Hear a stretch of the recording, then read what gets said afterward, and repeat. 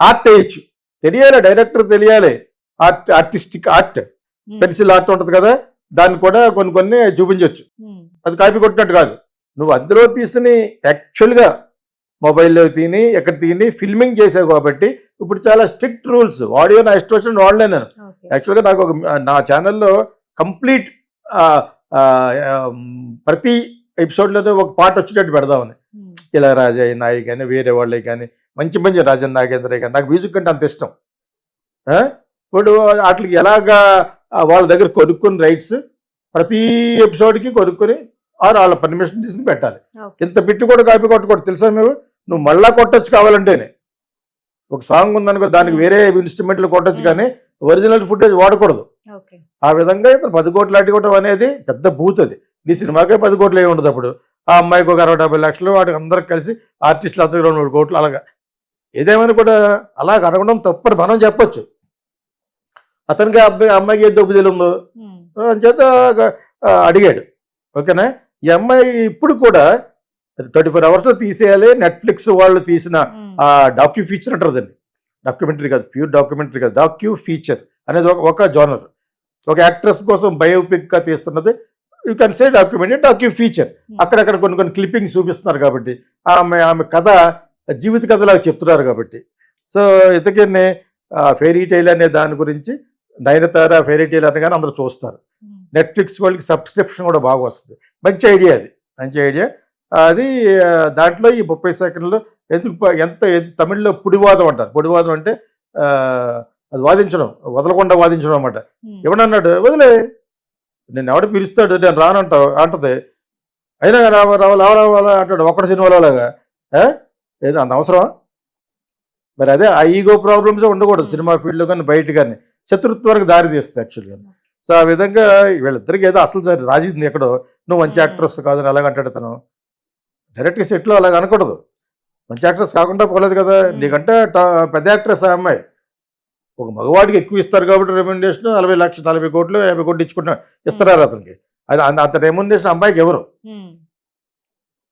గర్ల్స్కి అంతవరకు 4-7 ఇప్పుడు వెళ్ళింది, ఇప్పుడు పెరిగింది, ఒక 10 crores వరకు పెరిగిపోయింది. ఇదే చాలా పెద్ద డెవలప్మెంట్ ఇది. ఓకేనా? సో అదర్వైజ్ ఆ అమ్మాయిని క్లెయిమ్ చేస్తున్న 10 కోట్ల రూపాయలు వీళ్ళు కూడా చేసే సినిమా ఆయన ఎందుకంటే తన ఇష్టం. నన్ను ఎవడన్నా అంటావు పౌరు దర్శనం 200 కోట్లు వేస్తారు. నన్ను అంటాకి నువ్వు ఎవడవని, ఆ వ్యక్తిగత జీవితంలో అంటాకి నువ్వు ఎవడవని. అలాగే ఇప్పుడు సోషల్ మీడియా ఇప్పుడు ఎందుకు స్ట్రిక్ట్ అయిపోయింది, ప్రతి ఒక్కడు ఇంకోటి పర్సనల్గా చూపిస్తారు. కాకపోతే మనం ముందు ఒక డిస్క్లైమర్ వేస్తున్నాం, మాకు అందిన వార్తల ప్రకారంగా మేము కూడా ఏదో వాగుతూ ఉంటాం అని చెప్పి వేస్తున్నాం యాక్చువల్గా. ప్లస్ ఏమో నేను ప్రతిసారి చెప్తున్నాను, తంప్లైన్స్కి నాకు సంబంధం లేదని మొన్న పెట్టారు, పిచ్చ రెస్పాన్స్ దానికి. తంప్లైన్స్ ఓన్లీ ఛానల్ వాళ్ళు చేసిన మిస్టేక్, వాళ్ళ యొక్క ఇది నాకు సంబంధం లేదు. నేను మాట్లాడిన మాటల మటుకు మాకు అందిన వార్తల ప్రకారం నాకు తెలిసిన నిజాలనే చెప్తాను. తంప్లైన్ నా ఇష్టం కాదు, మీరు డైరెక్ట్గా ఛానల్ క్లెయిమ్ చేయండి అని చెప్పాను. ఫేస్బుక్లో పెట్టాను, అన్ని మాధ్యాలను పెట్టాను, అన్ని ఛానల్లో చెప్తున్నాను. ఒక అర్థమైనప్పుడు లేకపోతే రేపొద్దు ఎటు వచ్చేసి ఆ తంప్లైన్ నేను చెప్పాను అనుకుంటాను, చెప్పి కౌన్కెస్ గారు ఎవడో ఉంటాడు, సంబంధం లేకుండా పెడతా ఉంటాడు. సో వాళ్ళ కోసం నేను చెప్తున్నాను అనమాట. సో ఇప్పుడు కాపీ రైట్స్ థింగ్ చాలా హై లెవెల్లో జరుగుతుంది. ఇళయరాజా మ్యూజిక్ కార్డు అందుకనే రెహమాన్ ముందు రాయించుకుంటాడు. రెహమాన్ ఫస్ట్ నుంచి ఎందుకు రాయించుకునేవాడు అంటే సోనీ టీవీ వాళ్ళు అతను బుక్ చేశారు ఫస్ట్లో రోజా సినిమా తర్వాత. వాళ్ళు చెప్పారు, సోనీ అంటే ప్రపంచంలో చాలా పెద్ద టీవీ, అది పెద్ద సంస్థ. వాళ్ళు చెప్పడం వలన రెహమాన్ తెలియడం వలన ఫస్ట్ నుంచి జాగ్రత్త పడ్డాడు. ఆ జాగ్రత్త ఆ ఎడ్యుకేషన్ ఇళయరాజాకి తెలియదు. ఒక రికార్డింగ్ కంపెనీ పెట్టాడు ఎక్కువ అని, అది మూవిస్తాడు, అది ఆవిడ అమ్మేసాడు, అమ్మేసాడు మళ్ళీ ఆయన అంటాడు. ఇదే మిడిమిడి జ్ఞానం ఇళయరాజా అంతాను. ఎందుకంటే సరైన ఎడ్యుకేషన్ లేదు అతనికి.